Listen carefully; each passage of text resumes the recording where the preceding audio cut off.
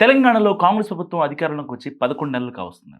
ఎన్నికల సమయంలో ఇచ్చిన 6 గ్యారంటీలను ఒక్కొక్కటిగా అమలు చేస్తూ వస్తోంది. ఆర్టీసీ బస్సుల్లో మహిళలకు ఉచిత ప్రయాణం, ఆరోగ్యశ్రీ పరిమితి పెంపు, ఉచిత విద్యుత్, 500కే గ్యాస్ సిలిండర్, 2 లక్షల రుణమాఫీ లాంటివి అమలు చేసింది. అంతేకాకుండా గ్రూప్ 1 పరీక్ష నిర్వహించడంతో పాటు డిఎస్సి నోటిఫికేషన్ వేసి 11,000 పైచిలకు ఉపాధ్యాయ పోస్టులు భర్తీ చేస్తుంది.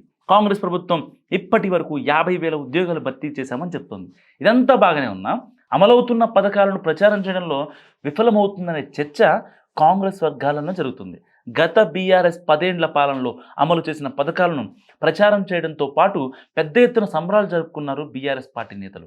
అలా తాము కూడా ఎందుకు ప్రచారం చేసుకోలేకపోతున్నామని కాంగ్రెస్ పార్టీ నేతలే విస్మయం వ్యక్తం చేస్తున్నట్టు సమాచారం.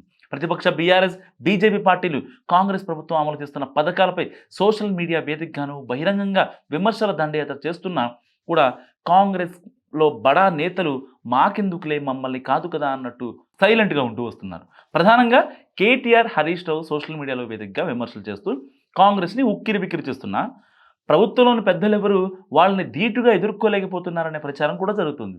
కేవలం మంత్రులు కోమటిరెడ్డి వెంకటరెడ్డి, సీతక్క, పొన్నం ప్రభాకర్, అప్పుడప్పుడు పొంగులేటి శ్రీనివాసరెడ్డి తప్ప మిగతా మంత్రులు కానీ ఎమ్మెల్యేలు కానీ స్పందించకపోవడంపై సీఎం రేవంత్ రెడ్డి గుర్రుగా ఉన్నట్టు సమాచారం. ఇదే విషయం ఇప్పుడు గాంధీ భవన్ సర్కిల్స్లో చర్చనీయాంశంగా మారింది. ముఖ్యంగా ముఖ్యమంత్రి రేవంత్ రెడ్డి తెలంగాణ కాంగ్రెస్ ప్రభుత్వం అమలు చేస్తున్నటువంటి సంక్షేమ పథకాలను ప్రచారం చేయడంతో పాటు ప్రతిపక్షాలకు ఒక్కటే ధీటుగా సమాధానం చెప్తున్నారు. సో వేదికలపై కూడా ఆయన మాత్రమే గళం విప్పుతున్నారు.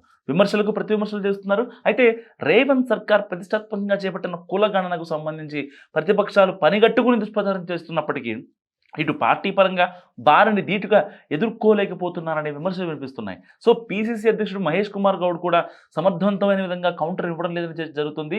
ఈ నేపథ్యంలోనే ఇటీవల కాలంలో కాంగ్రెస్ సోషల్ మీడియా కూడా ప్రభుత్వ పథకాలను ప్రచారం చేయడంతో పాటు ప్రతిపక్షాల విమర్శలను తిప్పికొట్టడంలో అట్టర్ ఫ్లాప్ అయిందని సీఎం రేవంత్ రెడ్డి గట్టిగా క్లాస్ పీకినట్టు సమాచారం. ఇదిలా ఉంటే త్వరలో జరగబోయే ఎమ్మెల్సీ ఎన్నికలతో పాటు లోకల్ బాడీ ఎన్నికల్లో పార్టీకి తీవ్రంగా నష్టం వాటిల్లే అవకాశం ఉందని పార్టీ వర్గాలు భావిస్తున్నాయి.